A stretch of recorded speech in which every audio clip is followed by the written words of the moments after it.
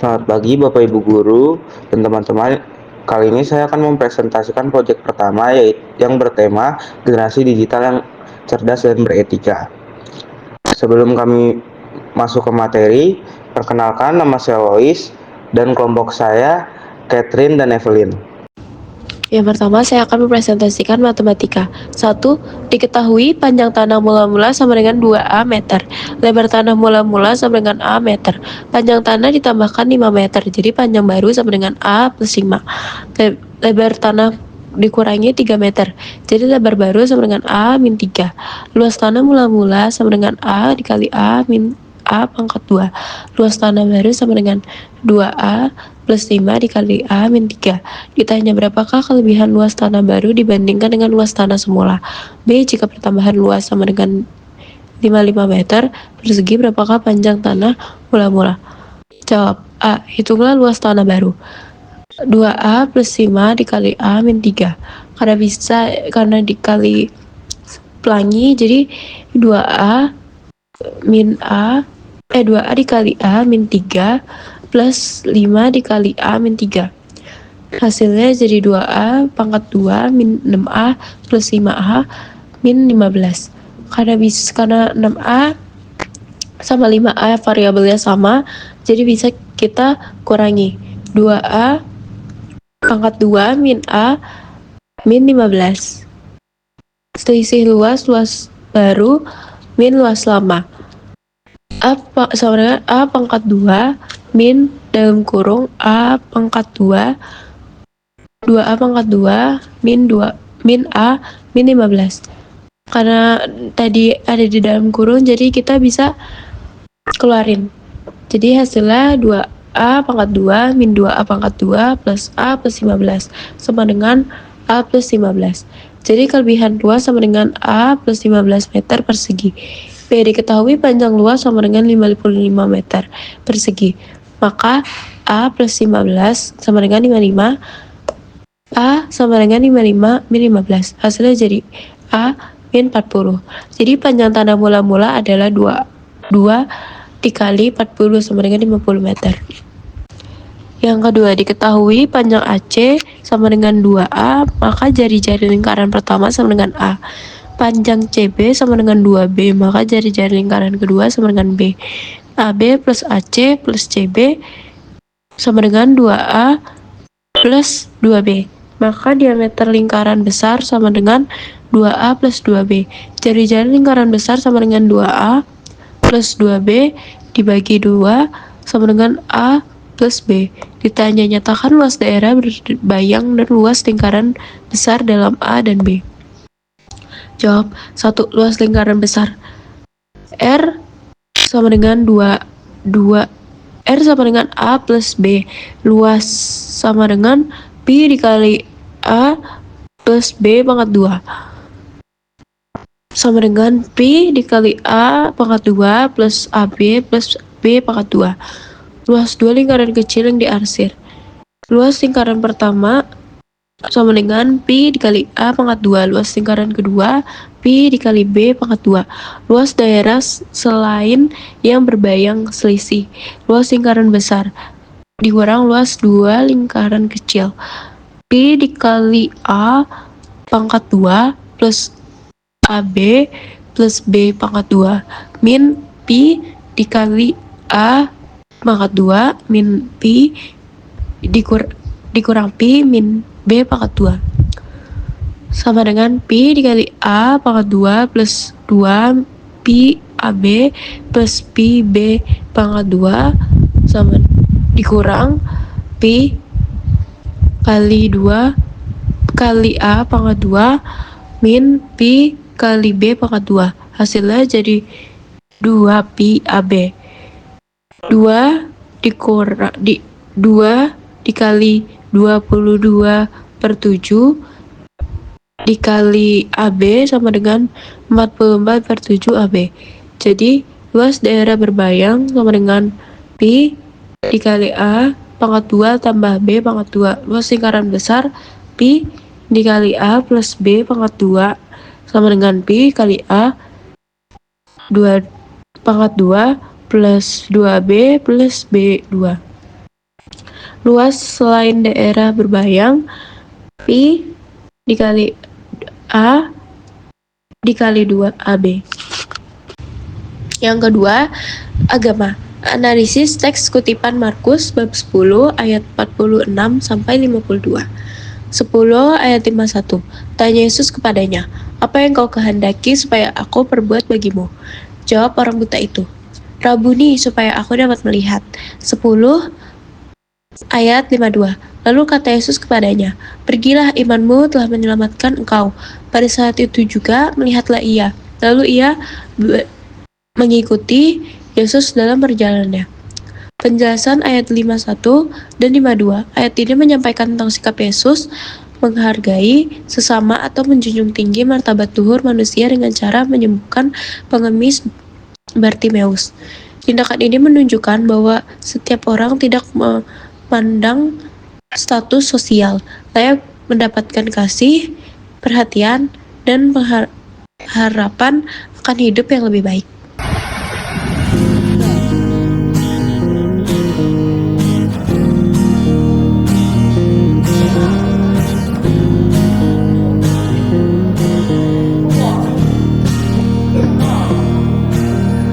Suara motor itu semakin mendekat. Kamu abaikan sapanya. Dia berupaya mencari senyum dengan rayuan yang pelik. Waktu demi waktu berlalu, keinginanmu mulai tumbuh. Biar dia merindukanmu sendiri. Oh, jangan besar, dia pasti pikirkanmu. Oh, kau tak tahu hingga di ujung malam engkau menyusuri jalan bersamanya. Dikala dinginnya senja, hanya berduaan. Yang ketiga, PJOK. Bagaimana kami menjalani kerjasama dengan baik? Kami melakukan komunikasi karena dengan komunikasi kami bisa banyak menyelesaikan masalah.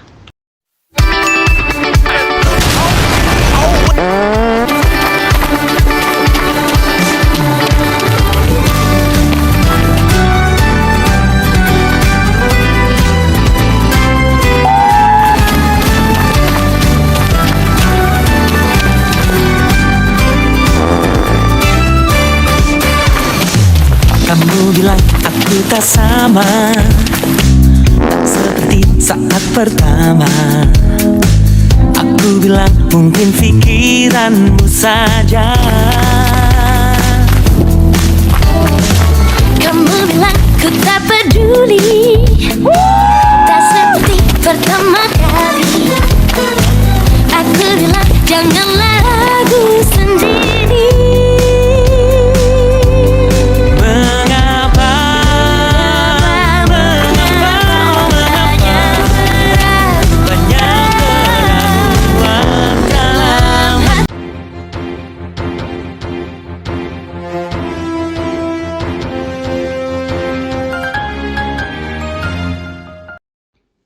IPA dan BK, organ reproduksi manusia. Nah, yang pertama ada aspek mental. Pertemanan yang positif penting untuk kesehatan mental remaja, karena teman yang baik bisa memberi dukungan, meningkatkan percaya diri, dan mengurangi stres. Jika menghadapi tekanan, remaja sebaiknya bicara dengan orang terpercaya, cari solusi sehat, atau minta bantuan profesional. Nah, untuk yang kedua ada aspek sosial. Menjaga hubungan sosial yang sehat itu penting banget buat remaja. Caranya bisa dengan memilih teman yang membawa pengaruh positif, saling menghargai satu sama lain, dan berani bilang enggak kalau diajak ke hal-hal yang enggak baik. Pergaulan yang sehat bikin kita tumbuh jadi pribadi yang percaya diri dan punya empati. Menurut Kementerian Kesehatan RI, lingkungan sosial yang suportif juga bisa mencegah remaja terlibat dalam perilaku berisiko, kayak kekerasan, penyalahgunaan zat, atau pergaulan bebas. Nah, menurut Ibu Stefani, juga komunikasi terbuka, rasa ingin tahu yang baik, dan belajar dari pengalaman bisa menjaga pertemanan agar positif. Nah, untuk yang ketiga ada aspek fisik. Jadi, pertemanan positif memberi manfaat bagi kesehatan tubuh, aktivitas bersama teman seperti olahraga, bermain di luar, atau berjalan santai, membuat remaja lebih aktif bergerak. Kebiasaan ini membantu menjaga kebugaran, meningkatkan stamina, dan mengurangi risiko masalah kesehatan akibat kurang gerak. Nah, menurut Ibu Stefani, melakukan kegiatan fisik yang menyenangkan bersama teman dapat membuat tubuh lebih bugar dan hubungan pertemanan yang erat. Untuk latar belakangnya, masa remaja adalah masa yang penting dalam pertumbuhan yang ditandai dengan banyak perubahan, karena termasuk perubahan fisik dan emosi. Salah satu perubahan utama terjadi pada sistem reproduksi.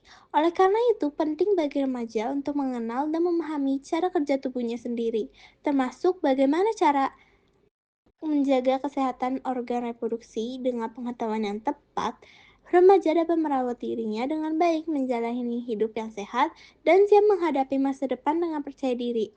Oleh karena itu, kelompok saya membuat survei untuk mengetahui pendapat siswa-siswi SMP Tarakanita 2 kelas 9 yang bertujuan untuk menggali pandangan mereka tentang menjaga organ reproduksi mereka. Nah, untuk BK yaitu ada refleksi. Jadi, cara kita menghindari pengaruh lingkungan yang negatif terhadap kesehatan reproduksi dan mental adalah dengan memilih pergaulan yang sehat dan menjauhi teman-teman yang mendorong perilaku berisiko seperti penggunaan zat berbahaya atau melakukan hal-hal yang tidak sesuai. Kita juga membatasi penggunaan media sosial yang bisa memberi pengaruh buruk serta lebih banyak berkomunikasi dengan orang tua atau guru jika merasa tertekan atau punya masalah. Nah, dua kebiasaan baik yang ingin kita pertahankan yaitu menjaga pola hidup sehat seperti makan makanan bergizi, rutin berolahraga, cukup tidur, dan rajin ibadah. Selain itu, kita juga ingin terus menjaga komunikasi yang baik dengan keluarga dan teman agar hubungan sosial tetap terjaga dengan positif.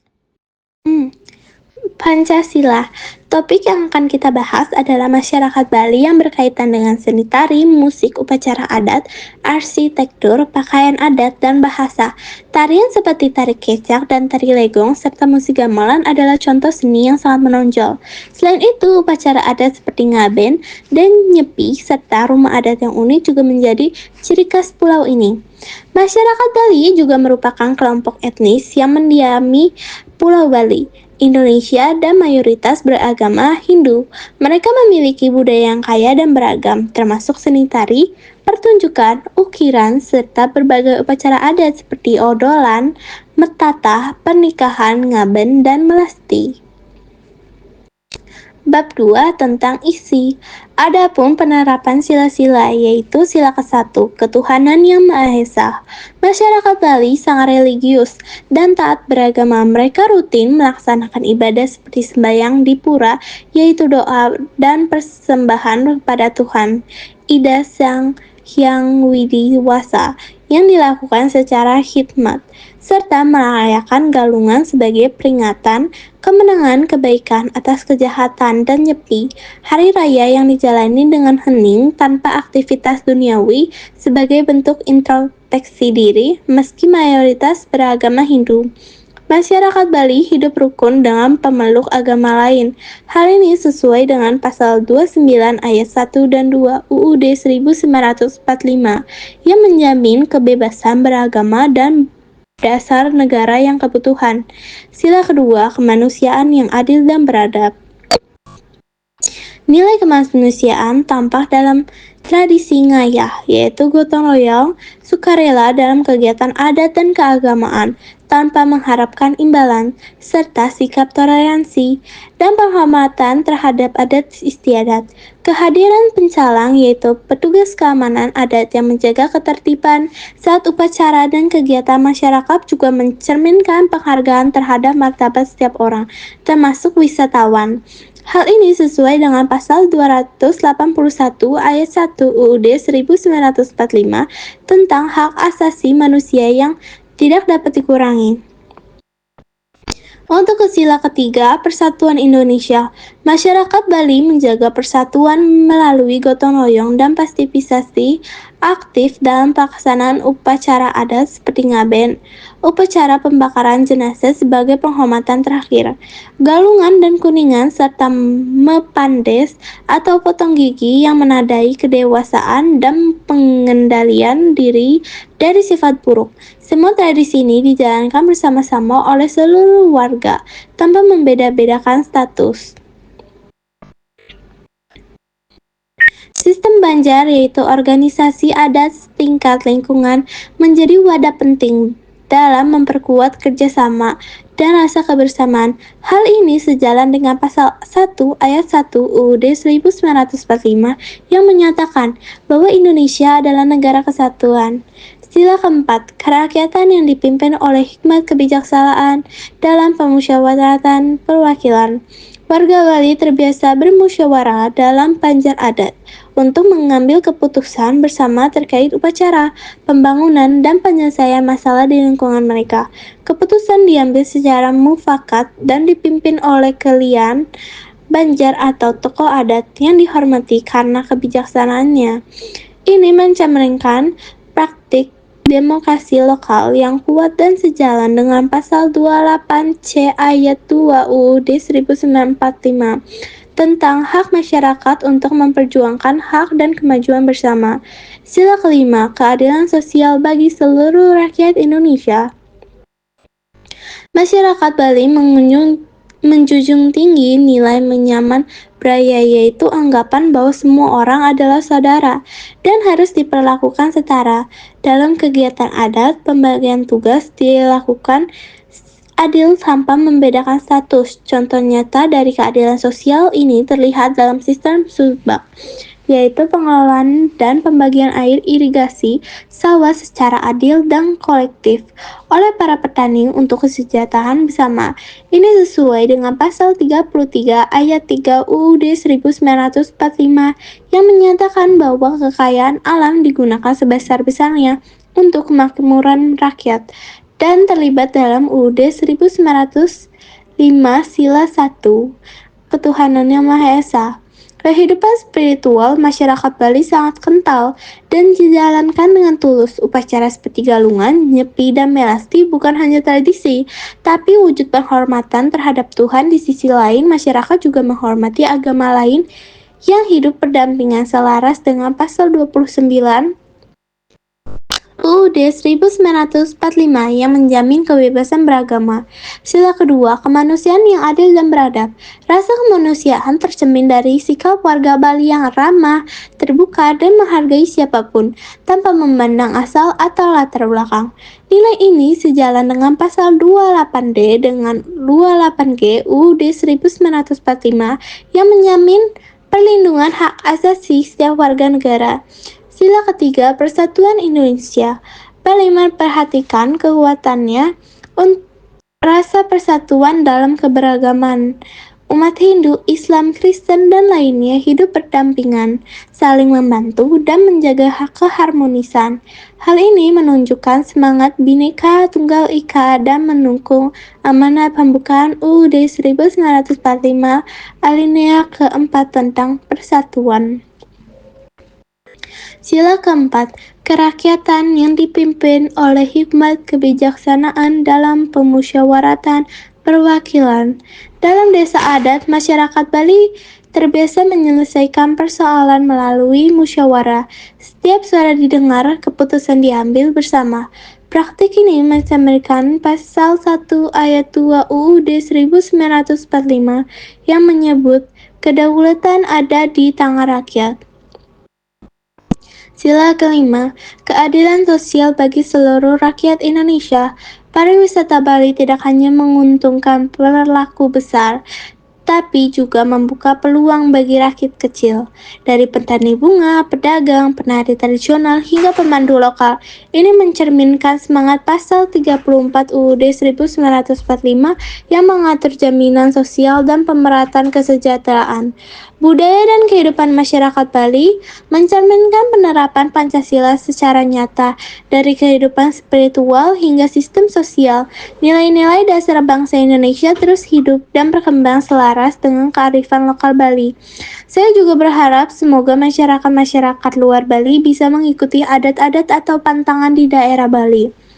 Masyarakat Bali membuktikan bahwa nilai-nilai Pancasila dapat dihidupkan dalam kehidupan sehari-hari melalui adat dan budaya yang tetap lestari meski zaman terus berubah. Sila pertama, ketuhanan yang Maha Esa tercermin dalam pelaksanaan upacara keagamaan seperti galungan, nyepi, dan melasti yang menunjukkan ketulusan spiritual serta toleransi antara umat beragama.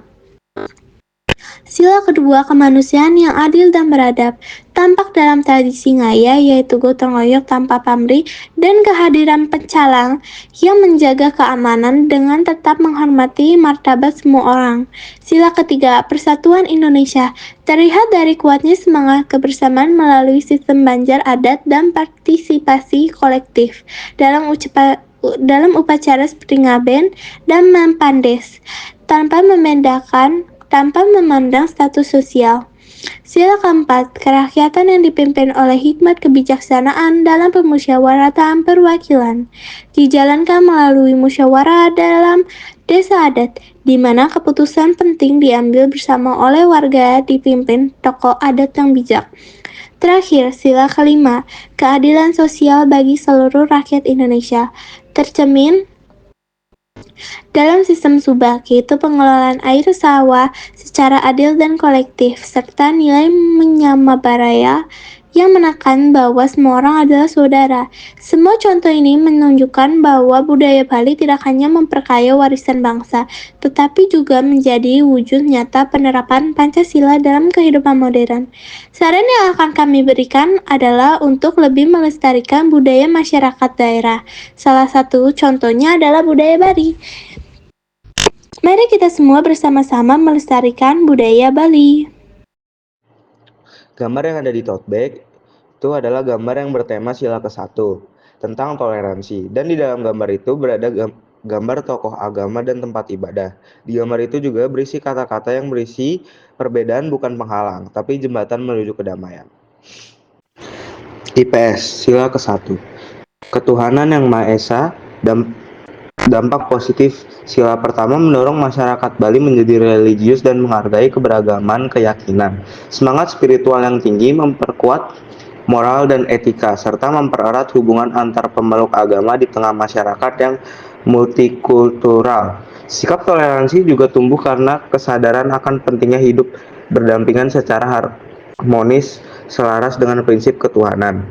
Contoh, tradisi galungan dan nyepi menjadi wujud yang nyata rasa syukur dan introspeksi diri kepada Tuhan walaupun sudah adanya pergantian zaman ke zaman modern. Masyarakat Bali menjadi mengikuti dengan tertib walaupun di zaman modern ini masih ada yang tidak percaya dengan adanya tradisi ini. Galungan memperingati kemenangan dharma, kebaikan atas adharma, kejahatan. Sedangkan nyepi dijalani dengan diam diri tanpa aktivitas untuk merenung. Meski mayoritas Hindu, masyarakat Bali menghormati umat agama lain dan tidak memaksakan ibadah. Hal ini mencerminkan nilai Pancasila pertama. Sila kedua, kemanusiaan yang adil dan beradab. Dampak positif. Penerapan sila ini menumbuhkan rasa empati, saling menghargai, dan kepedulian sosial dalam kehidupan sehari-hari.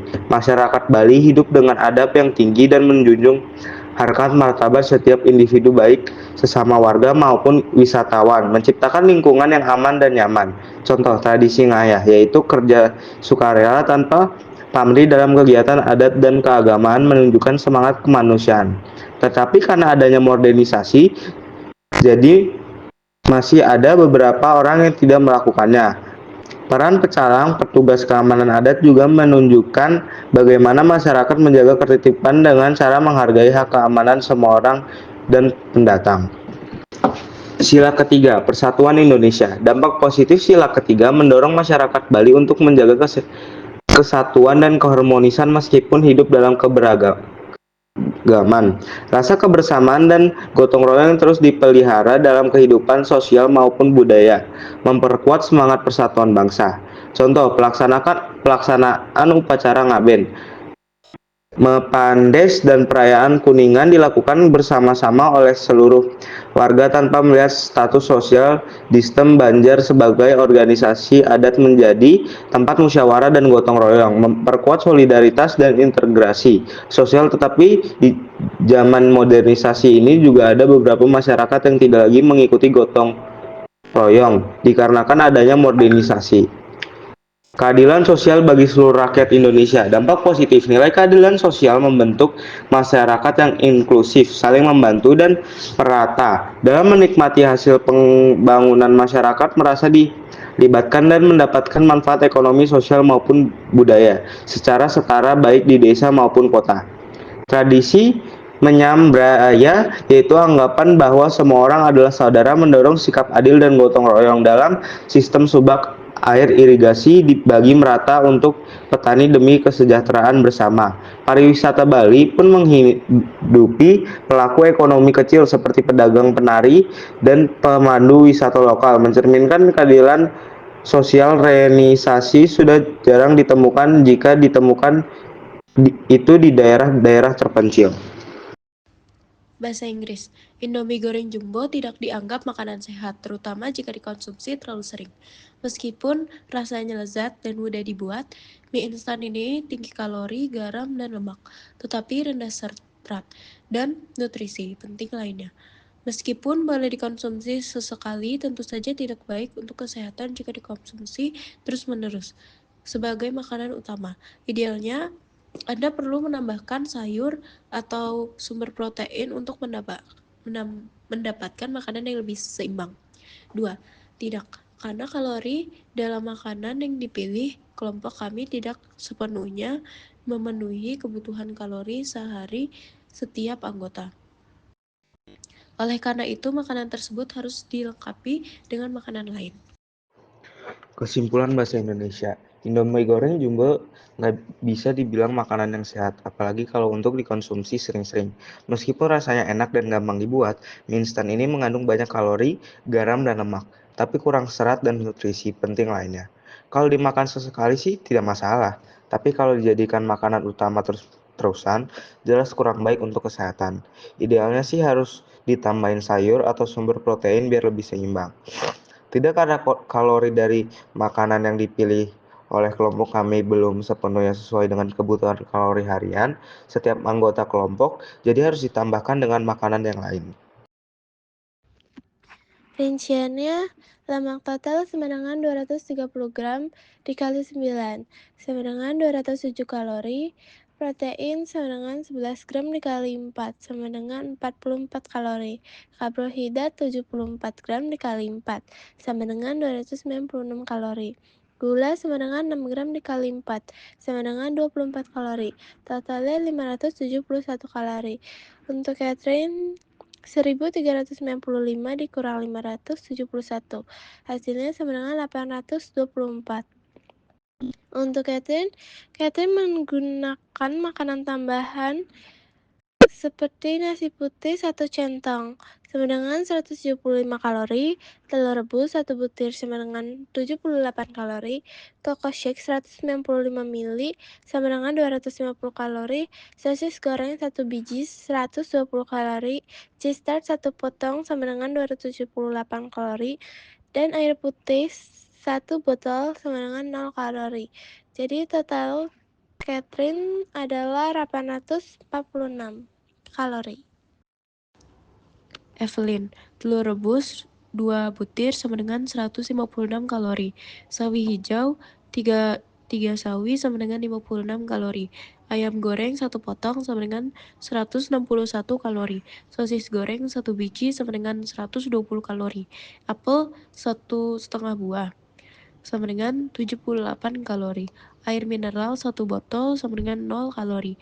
Totalnya adalah 599 kalori. Lois, telur rebus 3 butir sama dengan 231 kalori. Dada ayam 200 gram sama dengan 390 kalori. Sawi hijau 300 gram sama dengan 84 kalori.